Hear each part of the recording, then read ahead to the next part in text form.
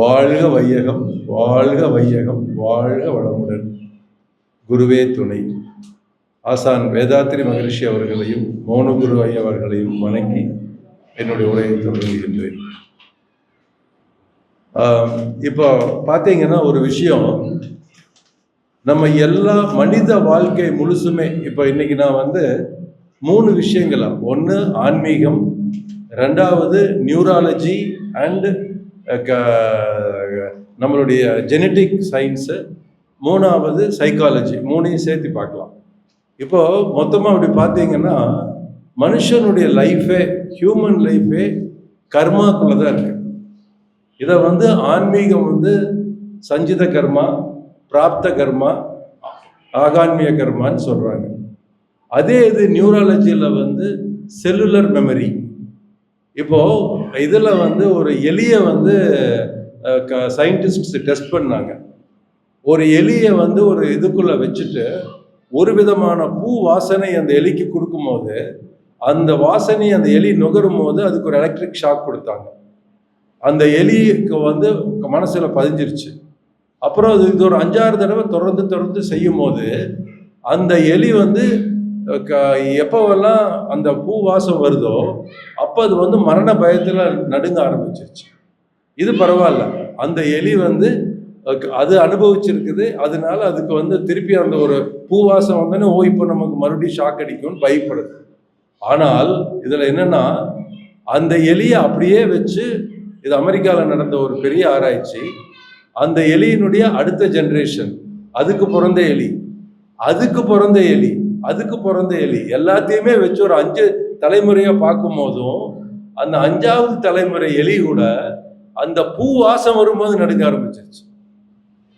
அப்ப என்னன்னா, இந்த செல்லுலர் மெமரிங்கிறது நம்ம கர்மான்னு இந்த இதுல சொல்லக்கூடிய, ஆன்மீகத்தில் நம்ம சொல்லக்கூடிய கர்மாவும் இந்த நம்ம செல்ஸில் இருக்கக்கூடிய மெமரி, டிஎன்ஏ, இப்ப சொல்ற டிஎன்ஏன்னு, இப்ப ஸ்டெம் செல்ஸ் தெரப்பி எல்லாம் வந்துருச்சு. நம்ம ஸ்டெம் செல்ஸை வச்சு நம்மளுடைய பாரம்பரிய நோய்களை குணமாக்க முடியும். அப்போ இந்த டிஎன்ஏல வரக்கூடிய பதிவுகள் தான் நம்ம கர்மா. அதே இதை தான் சைக்காலஜியில் சொல்லும் போதோ இல்லை நம்ம மகரிஷியினுடைய தத்துவத்திலேயோ புறமணம், நடுமணம், அடிமணம்னு சொல்றது. அந்த ஆழ்மனம்ங்கிறது என்னன்னா, நம்மளுடைய பரம்பரை பதிவுகள், நம்மளுடைய இதில் ஒவ்வொரு நம்மளுடைய மூதாதையர்களிருந்து வந்த வழி பதிவுகள், நம்ம வாழ்க்கையில் நம்மளுடைய அறிவு வளர்றதுக்கு முன்னால் நடந்த நிகழ்ச்சிகள், அப்புறம் நம்ம எதெல்லாம் மறக்கணும்னு நினைக்கிறோமோ அதெல்லாம் ஆழ் மனசுல போய் அதுதான் நம்மளுடைய பர்சனாலிட்டியா, ஆளுமையா ஆகுது அப்படின்னு சொல்லியிருக்காங்க. அப்போ இந்த கர்மாவின் பிறகுதான் இது. இப்போ நம்ம இந்த சஞ்சித கர்மம்னு சொல்றது என்னன்னு எடுத்துட்டோம்னா, ஃபார் எக்ஸாம்பிள், நம்ம மொத்தமா நம்ம பேங்க்ல சேர்த்து வச்சிருக்கிற பணத்தோட அளவு. இப்போ ஒரு வேடன் இதுக்கு போறான், வேட்டைக்கு போறான், போகும்போது பின்னால அம்பு, நிறைய அம்பு வச்சுட்டு போறான்னு வைங்க. அந்த நிறைய அம்பு தான் சஞ்சித கர்மம். அந்த அம்புல இருந்து எடுத்து ஒரு அம்பை விடுறான், அதுதான் நம்மளுடைய பிராப்த கர்மம். இந்த பிறவி, இப்போ நம்ம எந்த வீட்டில் பிறக்கிறோம், யாருக்கு பிறக்கிறோம், என்ன நம்மளுடைய பிராப்த கர்மம். அப்போ இந்த 2 நாளை கண்டிப்பா இதனால ஏதாவது ஒரு விளைவு வருதான மாற்ற முடியாது. இப்போ நான் நிறைய மௌனகுரு ஐயா கூட இன்ட்ராக்ட் பண்ணியிருக்கேன். அப்படி இன்ட்ராக்ட் பண்ணும்போது அவர் சொல்லுவார், அதாவது என்னன்னா, அந்த 47 வயசுல அவருக்கு ஹார்ட்ல 2 வால்வு ஃபெயிலியர் ஆயிடுச்சு. ஹார்ட்ல வால்வு ஃபெயிலியர் ஆகும் போதே அப்பண்டிசைட்டிஸ் குடல் வால் வளர்ச்சி வந்துருச்சு. அப்போ ராவ் ஹாஸ்பிட்டலில் தான் போனாராம், ஆர்எஸ்புரம். அப்போ அந்த ராவ் ஹாஸ்பிட்டல் டாக்டர் சொல்லியிருக்காரு, உங்களுக்கு இந்த வயசுல ஹார்ட்ல 2 வால்வும் போயிருச்சு, உங்களுக்கு அப்பண்டிசைட்ஸும் வந்துருச்சு. ஸோ அதனால இது 2யுமே இப்போ பண்ண முடியாது. அப்போ அவர் சொன்னார், அவங்க ஒரு பேப்பர் வெயிட் இருந்தான், இந்த பேப்பர் வெயிட்டை காமிச்சு, இந்த மாதிரி இருந்தீங்கன்னா ஒரு 6 மாதம் தாங்கலாம், அதுக்கு மேலே இருக்க முடியாது. அவர் என்ன சொன்னார்னா, அப்பத்தான் சரி போயிருங்க. அப்போ அவர் அவருக்கு இருந்த ஒரே கெட்ட பழக்கம் பீடி குடிப்பேன் அப்படின்னு சொல்லுவார். பீடி குடிப்பேன், நான் யூனியன் லீடராக இருந்தேன் இதில் மில்லில் அப்படின்னு. அப்போ அந்த அவருடைய அந்த வலி வரும்போது சரி போயிடுவோன்னு தெரியுது. பட் அப்போதான் அவருக்கு ஒரு இது வந்துச்சான், போயிடுவோம், சரி ஏன் பிறந்தோம், ஏன் சாகிறோம், ஏன் அதுக்குள்ளே சாகிறோம், என்ன இது அப்படின்னு தெரியறதுக்காக வெள்ளிங்கிரி எங்கெங்கயோ எல்லாம் போயிட்டு இருந்தேன் அப்படின்னு. அப்போ இது வந்து கர்மா.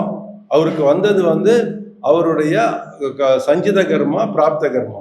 இப்போ நம்ம கிட்ட இருக்கிற ஒரு முக்கியமான ஒரு மனுஷங்கிட்ட இருக்கிற ஒரு முக்கியமான ஒரு இது என்னன்னா, மற்ற எந்த ஜீவராசிக்குமே இல்லாத ஒரு விஷயம் வந்து அந்த ஆகான்மிய கர்மம். அந்த ஆகான்மிய கர்மம்ங்கிறது இப்போ நம்ம சொன்னோம். முதல்ல அவங்க அந்த ஒரு வேடன் கிட்ட இருக்கிற அந்த அம்பு, எவ்வளவு அம்பு இருக்கோ அதை எடுத்து வச்சிருக்கிறது பூரா சஞ்சித கர்மம்னு. அப்போ அந்த ஆகான்மிய கர்மம்னா என்னன்னா, ஒரு அன்பு விட்டாச்சு இந்த பிறவி.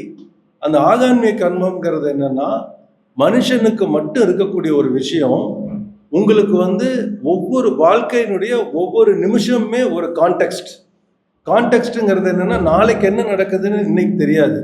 பாக்யராஜ் காலையில வாக்கிங் போகும்போது தெரிஞ்சிருக்காது, வாக்கிங் போயிட்டு வந்தோன்னே நமக்கு வாழ்க்கை முடிய போகுது. நமக்கு அது மாதிரி அடுத்த நிமிஷம் என்ன நடக்குதுன்னு யாருக்குமே எதுவும் தெரியாது. அப்படி இருக்கும் பொழுது நமக்கு அந்த ஒரு கான்டெக்ஸ்ட் வரும்போது அந்த கான்டெக்ஸ்டுக்கு நம்ம எப்படி ரியாக்ட் பண்ணணும், எப்படி ரெஸ்பாண்ட் பண்ணணும் அப்படிங்கிறது வந்து மனுஷனுக்கு மட்டுமே இருக்கக்கூடிய சாய்ஸ். அது என்ன சாய்ஸ் எடுக்கலாங்கிறது நமக்கு மட்டுமே இருக்குது. வேற இருக்கிறவங்க யாருக்கும், வேற எந்த ஜீவராசிக்கும் அந்த சாய்ஸ் இல்லை.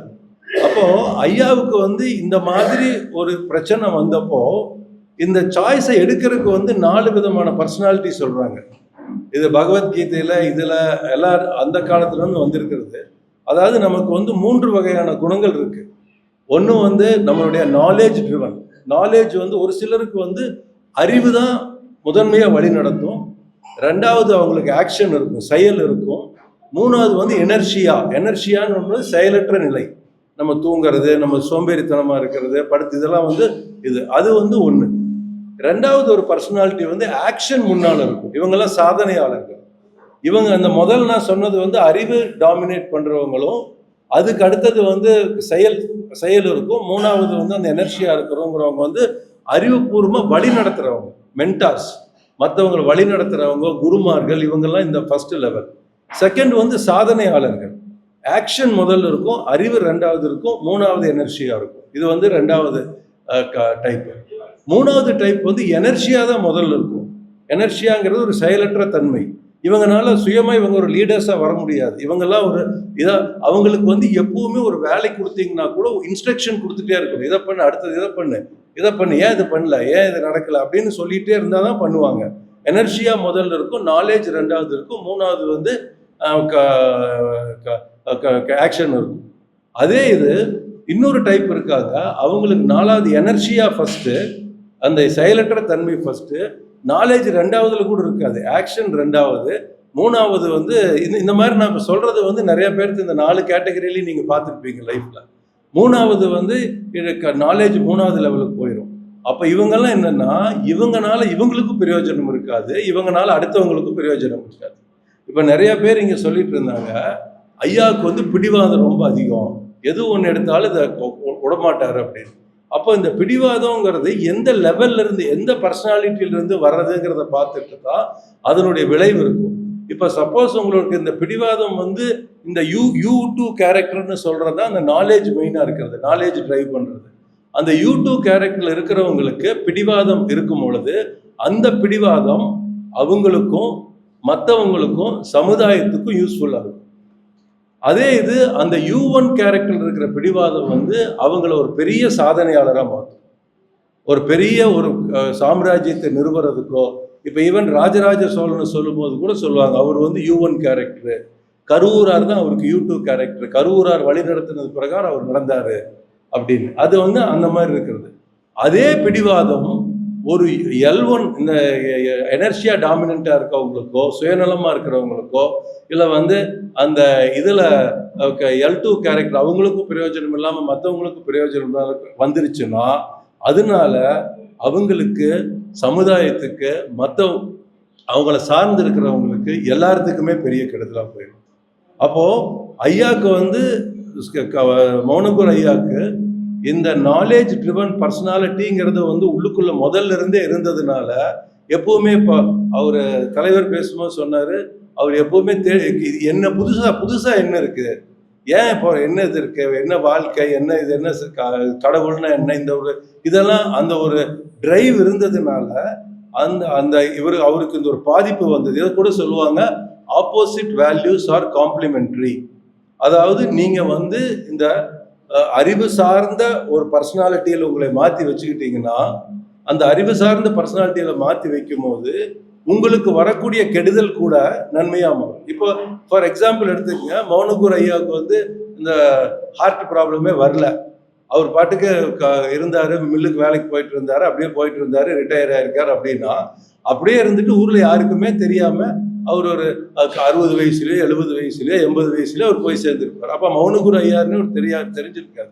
அப்ப என்னன்னா, லைஃப்ல இந்த மாதிரி இந்த யூ2 லெவல்ல இருக்கிற அந்த நாலேஜ் டாமினண்டா இருக்கக்கூடிய பர்சனாலிட்டிஸ்க்கு அவங்களுக்கு வரக்கூடிய கெடுதல் கூட, அவங்களுக்கு வரக்கூடிய பெரிய பாதிப்பு கூட, அவங்களுக்கு வரக்கூடிய அச்சுறுத்தல் கூட, இதுக்கு கம்பேர் பண்ணணும்னா நம்ம இதுல மகாபாரதத்துல கர்ணனுக்கு மேல வந்து அர்ஜுனன் அம்பு விடும்போது அந்த அம்பு மாலையா போய் விழுகும் அவருடைய புண்ணியத்தினுடைய பலனால. அந்த மாதிரி இவங்களுக்கு வரக்கூடிய ஒரு கெடுதல் கூட அந்த நேரத்துக்கு பெருசா கெடுதலா தெரிஞ்சா கூட பின்னால வந்து அது ஒரு மிகப்பெரிய ஒரு வாய்ப்பா. அது இப்போ அவர் வந்து அவரையும் சரி பண்ணி இப்ப எல்லாரும் சொன்னாங்க 98 வயசு வரைக்கும் அவர் வாழ்ந்தாருன்னு. அவரும் 98 வயசு வரைக்கும் வாழ்ந்து அந்த 98 வயசு வரைக்கும் வாழ்ந்த வாழ்க்கையில எத்தனை ஆயிரக்கணக்கான பேருனுடைய வாழ்க்கையில அவர் எத்தனை பேர்த்தினுடைய ஸ்ட்ரெஸ், எத்தனை பேர்த்தினுடைய பரிதவிப்பு, எத்தனை பேர்த்தினுடைய பிரச்சனைகள் எல்லாத்துக்கும் ஒரு வழி சொல்லி கொண்டு போய் வச்சிருக்காரு. அதுதான் வந்து அந்த ஒரு வாழ்க்கையினுடைய சிறப்பு. அப்படி வரும்போது என்னன்னா, அவருக்கு அந்த அதுக்கும் இப்ப நியூராலஜியில கண்டுபிடிச்சிருக்காங்க. எப்படி அவர்னால இப்படி இப்போ மௌனம் எல்லாம் சொன்னாங்க 48 நாள் அவர் தொடர்ந்து, நான் நிறைய தடவை பார்த்திருக்கேன். அவர் மௌனம் இருக்கும்போது அவருடைய மௌனத்துக்கும் மற்றவங்களுடைய மௌனத்துக்கும் ஒரு பெரிய வித்தியாசம் என்னன்னா, மற்றவங்கெல்லாம் மௌனம்னா பேசாம இருப்பாங்க, but they will be with the society. But எனக்கு இந்த ரூம்ல பார்த்துருக்கேன், அம்மா இருக்கும் போதே வந்து அந்த தட்டத்தை மட்டும், அது அவர் சாப்பிட்றது வந்து காலையில அரை இட்லி, மத்தியானம் அந்த அரை இட்லி அளவுக்கே கொஞ்சம் இதனோடு சாப்பாடு கீரை, அந்த அந்த அளவுக்கு தான் சாப்பிடுவார். வெறும் அந்த ஃபுட்டை மட்டும்தான் வந்து அந்த ரூம்குள்ளே உள்ள வைப்பாங்க. மற்றபடி அந்த ரூம்குள்ள எந்த இதுவுமே இருக்காது. யாரையும் பார்க்க மாட்டாரு, ஒன்றும் பண்ண மாட்டாரு. நான் ஒரே ஒரு தடவை மட்டும் எதுக்கோ அவர் என்கிட்ட ரொம்ப ஒரு அன்பா பழகுவார். ரொம்ப இதா ஒரு தடவை உள்ள அந்த மாதிரி ஏதோ வரும்போது போயிருக்கும் போது வெளியில டக்குன்னு வந்து பார்த்தவர் உள்ள வாங்கன்னு கூப்பிட்டு கொஞ்ச நேரம் உட்கார வச்சுட்டாரு. அந்த உள்ள போய் அவர் அந்த அந்த மௌனத்தில் இருக்கும்போது அவரோட ரூம்குள்ள உட்கார்றதே ஒரு பெரிய அந்த அந்த ஆற்றலை வந்து அப்படியே நம்மளால ஃபீல் பண்ண முடியும். அந்த நேரத்துல வந்து சில நேரங்கள்ல வந்து தலையில கை வச்சு ஆசீர்வாதம் பண்ணும்போது அந்த ஒரு பெரிய ஒரு ஆல்மோஸ்ட் ஒரு அருவிக்கு கீழே நிக்கிற மாதிரி ஒரு ஃபீல் இருக்கும். அது வந்து அதனுடைய அந்த ஆற்றல் அது எப்படி வருதுன்னு சொன்னா அதுக்கும் வந்து இந்த இதுல சொல்லியிருக்காங்க. இப்போ நம்ம நிறைய பேர் மெடிடேஷன் பண்றோம், நிறைய பேர் மெடிடேஷனுக்கு போவாங்க. இந்த ஒவ்வொரு தடவையும் வந்து நியூ இயர் வரும்போது ஒரு சபதம் எடுத்துக்குவாங்க, இந்த புது வருஷத்துலேருந்து நான் வந்து கண்டிப்பாக ஜிம்முக்கு போக போகிறேன், டெய்லி நான் வந்து வாக்கிங் போவேன், என்னுடைய ஹெல்த் இப்படி பார்த்துக்குவேன் அப்படின்னு சொல்லி அதை சொல்லிட்டு பணமெல்லாம் கூட கொண்டு கட்டிடுவாங்க. 10,000 20,000 கட்டிட்டு ஒரு 10 நாள் போவாங்க, ஒரு மாதம் போவாங்க. அப்படியே அதுக்கப்புறம் இல்லை சரி நாளைக்கு பார்க்கலாம், நாளான்னைக்கு பார்க்கலாம் அப்படின்னு அப்படியே போயிடும். இதுக்கு என்ன சொல்கிறாங்கன்னா, இந்த நியூரோ பாத்வேஸ்ன்னு நம்மளுடைய மூளையில் இது வந்து நியூரோபிளாஸ்டிங்கிற ஒரு இது, அதில் வந்து இந்த நியூரோ பாத்வேஸுங்கிற ஒரு இது வந்து நீங்கள் எப்படி இப்படி ரோட்டில் நம்ம நடக்கும்போது ஒரு காட்டுக்குள்ளே போயிட்டு இருக்கிறோம், நீங்கள் நடந்துகிட்டே இருக்கிறீங்க அந்த காட்டுக்குள்ளேன்னா, அது நடக்க நடக்க நடக்க வெறும் புல்லாக இருக்கிற ஏரியா கூட அப்படியே முதல்ல வழித்தடமாகும், அப்புறம் அது ஒரு வழியே ஆயிரும் முழுசா. அதே மாதிரி நம்ம மூளைக்குள்ளேயும் நம்ம எப்படி திங்கிங் பேட்டர்ன், நம்ம எப்படி திங்க் பண்ணுறோம், எப்படி நமக்கு இதனால தான் வந்து நிறைய விஷயங்கள் வந்து நல்லதுன்னு தெரிஞ்சா கூட அது வந்து நம்மளுடைய அறிவுக்கு தெரியும் நல்லதுன்னு, ஆனால் செயலுக்கு வரும்போது உங்களுடைய பழக்கம்தான் செயலுக்கு வரும், அறிவு சொல்றது செயலுக்கு வராது. அது என்னன்னா அந்த நியூரோ பாத்வேஸ் வந்து ரொம்ப ஸ்ட்ராங்காக இருக்கிறது. அந்த நியூரோ பாத்வேஸை வந்து மாற்றணும்னு சொன்னால் நியூரோபிளாஸ்டியில் இப்போ ஐயாவுக்கு சொன்ன மாதிரி அந்த பிடிவாதம் அதில் வந்து விடாமல் அவர் சொல்லியிருக்காரு. அவர் ஃபஸ்ட்டு வந்து இந்த உடம்பு சரியில்லாமல் போனப்போ இந்த மெடிடேஷன் எடுக்கும் போது அந்த மெடிடேஷன் மேலே சுவாமிஜி கிட்ட போய் நான் கேட்டேன், சுவாமிஜி எனக்கு எதுக்கு நான் பிறந்தேன், என்ன பண்ணேன்னு. சுவாமிஜி உட்காருன்னு சொல்லிட்டு அந்த இனிஷியேஷன் மட்டும் கொடுத்துட்டு, ஏதோ உனக்கு ஒரு உணர்வு தெரியுதான்னு கேட்டாரு. தெரியுதுங்க சுவாமிஜின்னு. நீ கேட்குற உன்னோட கேள்வி பூரா அங்கேயே கேளு, அதுவே உனக்கு வேணுங்கிற பதிலெல்லாம் கொடுக்குன்னாரு. அப்போ தான் இங்கே வந்து அந்த குடிசை போட்டு கொடுக்க சொல்லி வீட்டுக்கு முன்னால் எல்லாத்தையும் பொறுப்பு பூரா வீட்டில் கொடுத்துட்டு நான் அந்த உள்ளே போய் உட்காரும் போது ஒரு நாளைக்கு 7 மணி நேரம் 8 மணி நேரம் தவத்திலே உட்காந்துருந்தேன். அப்போ வந்து ஒரு தடவை சில நேரங்களில் வந்து அவர் மோஷன் போகும்போது வெறும் பிளட்டாக போச்சு எனக்கு. அப்போ நான் சுவாமிஜி கிட்ட போய் திருப்பி போய் கேட்டேன், சுவாமிஜி என்ன எனக்கு எப்படி போகுது அப்படின்னா, இல்லை உன்னை கொல்ல இருந்த உன்னோட தவ கனல்னால உன்னை கொல்ல இருந்த அந்த கெட்ட அணுக்கள் பூரா போகுது, பட் இருந்தாலும் பரவாயில்ல, நீ வந்து தவத்தை கம்மி பண்ணிக்கோ அப்படின்னாரு அவர். இவ்வளோ தூரம் பண்ணாத, கொஞ்சம் குறைச்சிக்கோன்னு. ஆனால் நான் இவர் குறைக்கவே இல்லையா, அதே இது இன்டென்சிட்டியோட தான் பண்ணிட்டு இருந்தேன் மெடிடேஷன் அப்படின்னு. அப்போ அப்படி பண்ணும்போது என்னன்னா, ஒன்று இந்த மெடிடேட் பண்ணும்போது நமக்கு வந்து நார்மலாக இப்போ நம்ம பேசிகிட்டு இருக்கும் போதோ, ஏதாவது ஒரு பிரச்சனை பண்ணும்போதோ, ஏதாவது ஒரு சண்டையோ, குடும்ப பிரச்சனையோ, தொழிலில் பிரச்சனையோ எது இருக்கும் போதும் நம்மளுடைய மனதினுடைய அலைச்சூழல் வந்து பீட்டா வேவ்ல தான் இருக்கும். Beta wave is above 14 cycles per second. அப்போ இந்த 14 cycles per secondக்கு மேலே இருக்கும்போது உங்களுக்கு வந்து you will be away from your intellect. உங்களுடைய மனசு உங்களோட அறிவிலிருந்து நீங்கள் விலகி போயிட்டு, அது எவ்வளோக்கு எவ்வளோ அதிகமாக போகுதோ அந்த அளவுக்கு அறிவிலிருந்து விலகி போயிட்டே இருப்போம். அப்போ தான் வந்து உணர்ச்சி எவ்வளோ படித்தவங்களாக இருந்தாலும் ஆத்திரத்தில் கத்தி எடுத்து குத்திட்டு ஜெயிலுக்கு போகிறதோ, இல்லை வந்து வீட்டில் ஹஸ்பண்ட் அண்ட் ஒய்ஃப் பிரச்சனையும் எல்லாமே இதில் தான் வருது. அப்போது இதை தொடர்ந்து செய்ய செய்ய செய்ய ஐயாவுக்கு அந்த ஒரு இது அலைச்சூழல் குறைஞ்சிட்டு வரும்போது பீட்டாலிருந்து ஆல்ஃபாக்கு வந்து, ஆல்ஃபாலிருந்து தீட்டாக்கு வந்து, தீட்டாலிருந்து டெல்டாக்கு வரும்போது அந்த நியூரோ பாத்வேஸ் எல்லாமே மாறிடும் அவருக்கு. அதுக்கப்புறம் ஜென்மத்துக்கு அவருக்கு வந்து இதில் வந்து இது பண்ணதுக்கப்புறம் அந்த பழைய அந்த பீடி குடிக்கணுங்கிற ஒரு இதே வராது. அந்த அந்த அலைச்சூழல் மாறாது இருக்கிறவங்களா இருந்தால் அது வந்ததுக்கு அப்புறம் கூட என்னைக்காவது ஒரு நாளைக்கு சரி யாராவது பழைய நண்பர்களை பார்த்தாலும் இதை பார்த்தாலும் ஏன் நம்ம பண்ண என்னன்னு தோணும். ஆனால் இது இந்த மாதிரி இதுதான் வந்து அந்த அப்போ எப்போ அந்த மாதிரி நம்மளுடைய நியூரோ பாத்வேஸே மாறுதோ அந்த நேரத்தில் இன்னொன்று நியூராலஜியில் கண்டுபிடிச்சிருக்காங்க. அது வந்து RACன்னு சொல்கிறாங்க, ரெக்டாக்குலர் ஆக்டிவேஷன் சிஸ்டம். இந்த ரெக்டாக்குலர் ஆக்டிவேஷன் சிஸ்டம்னு என்னென்னா, உங்கள் மூளையில் ஒரு கேட்டு, ஒரு டோர் இருக்குது. அந்த டோர் வந்து நீங்கள் உங்களுடைய நியூரோ பாத்வேஸ் எப்படி இருக்கோ அதுக்கு தகுந்தமான விஷயங்களை தான் உங்களுக்கு அட்ராக்ட் பண்ணும். இதுதான் வந்து பார்த்தீங்கன்னா ஒரு கெட்டவங்க போய் கெட்டவங்க கூடவே சேர்றது, இது ஈர்க்கிறதே அப்படி தான் இருக்கும் உங்களுக்கு. ஏன்னா இந்த நம்ம மூளையினுடைய அமைப்பு உங்களை சுற்றி என்ன நடக்குதோ அத்தனையும் மூளை ஈர்த்துச்சுன்னு வைங்க, ஒரு செகண்டில் மூளை ஜாம் ஆகி நம்ம கொலாப்ஸ் ஆகிடும். அப்படி இல்லாமல் இருக்கணுங்கிறதுக்காக மூளை என்ன பண்ணுதுன்னா, அந்த ரெக்டாங்குலர் ஆக்டிவேஷன் சிஸ்டம்ங்கிறது உங்களுக்கு என்ன தேவையோ, உங்களுக்கு என்ன நீங்கள் எதை விரும்புகிறீங்களோ, எது உங்கள் மூளை விரும்புதோ அதை மட்டும்தான் உள்ள அனுமதிக்கும். அப்போது அதில் நீங்கள் விரும்புகிறத இந்த தவம், மௌனம், இவர் சொன்ன மாதிரி மௌனம், இது எல்லாத்தையும் வந்து நல்ல விஷயங்களை விரும்ப ஆரம்பிக்கும் போது அது சம்மந்தப்பட்ட விஷயங்களையே வந்து உங்களுக்கு உள்ள ஈர்த்துட்டு வரும். அப்படி வரும்போது என்ன ஆகும்னா, ஆட்டோமேட்டிக்காக உங்களுடைய டோட்டல் பர்சனாலிட்டியே மாறிடும். அந்த டோட்டல் பர்சனாலிட்டி மாறும்போது தான் அந்த டிரான்ஸ்ஃபர்மேஷன், என்லைட்மெண்ட்டு இது எல்லாமே. இப்போ ஐயா பார்த்தீங்கன்னா அவர் 3ஆம் கிளாஸ் தான் படிச்சிருக்காரு. அவர் அந்த ஒரு நிலையில் நான் நிறையா தடவை வந்து இந்த அவர் பிரம்மஞானமெல்லாம் சொல்லும் போது பார்த்தா அவருடைய பிரம்மஞான விளக்கம் வந்து வேற எந்த, நான் நிறைய PhD படித்தவங்ககிட்ட போய் இன்ட்ராக்ட் பண்ணியிருக்கோம், நிறையா பெரிய இவங்ககிட்டெல்லாம் பேசியிருக்கோம். பட் ஆனால் அவங்கக்கிட்ட எல்லாம் கிடைக்காத ஒரு இது ஐயா கிட்ட பேசும்போது யூ வில் கெட் அந்த ஒரு கிளாரிட்டி கிடைக்கும். ரெண்டாவது, நிறையா விஷயங்கள் வந்து எஃபோர்ட்டே இல்லாமல் நம்ம மனசில் பதியும். அது வந்து அதனுடைய அவருடைய ஒரு பெரிய இது. அதனால என்னென்னா, இப்போ நம்ம வந்து ஐயாவோட நினைவு நாளை இங்கே அனுசரிக்கிறோம், அதுக்காக மீட்டிங் போடுறோம், எல்லாமே இது பண்ணுறோம்.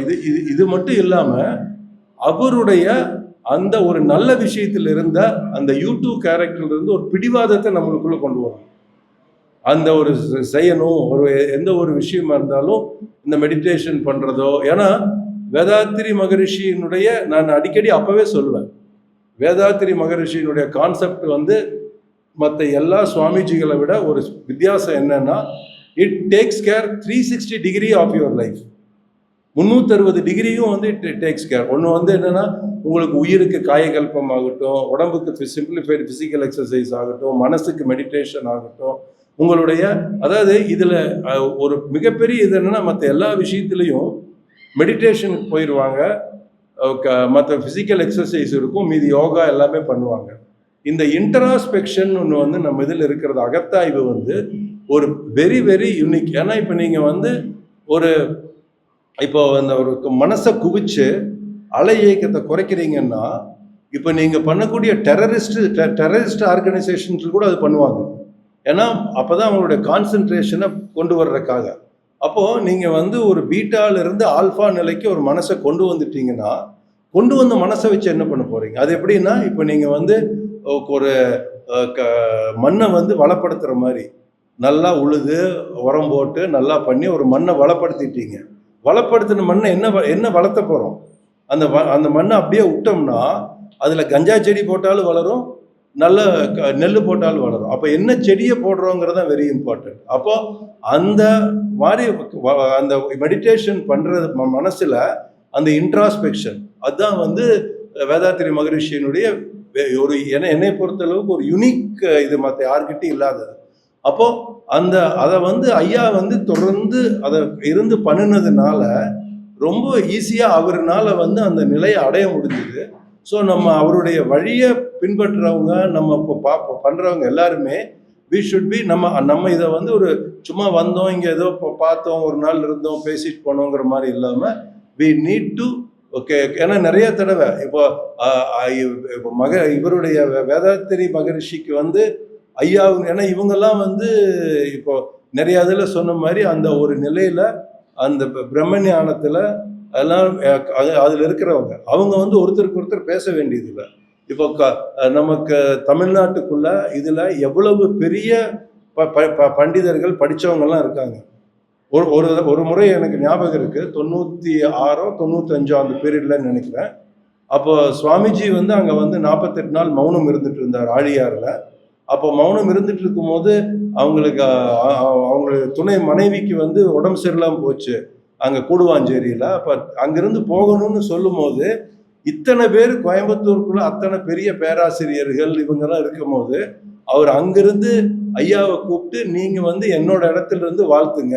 அப்போ அன்னைக்கு நான் அவர் ஐயாவை பார்க்கறதுக்கு போயிருக்காங்க ஆழியார், என்னோட இடத்துல இருந்து வாழ்த்துங்கன்னு கூப்பிட்டுருக்காரு. அப்போ என்னன்னா, இது வந்து இவருடைய சிறப்பு அவருக்கு தான் தெரிஞ்சிருக்குது என்னங்கிறது. அப்போ இத்தனை பேர் இருக்கும்போது அங்கே கூப்பிட்டு வாழ்த்து சொன்னது. ஸோ அது வந்து இட் இஸ் அவருடைய சிறப்பு. இவ்வளவு பெரிய ஒரு சிறப்பு வாய்ந்த ஒரு மகான் வந்து நம்ம கூடவே இருந்திருக்கிறாரு, நம்ம அவரோட இது கிடைச்சிருக்கு. அப்படிங்கும்போது இனிமேலும் அவருடைய கருத்துக்களையும் அவர் சொன்ன விஷயங்களையும் நம்ம 100% நம்ம லைஃப்ல நம்மளுடைய இதில் உள்ள கொண்டு வரணும். It should become a part of our life. அந்த இது அப்போதான் நம்ம வந்து அவர் மௌனகுரு ஐயாவுக்கு செய்யக்கூடிய ஒரு சிறந்த இது காணிக்கையாக இருக்கும். அதை நம்ம கண்டிப்பாக பண்ணணும்னு கேட்டுக்கிட்டு முடித்துக்கொள்கிறேன். வாழ்க வளமுடன்.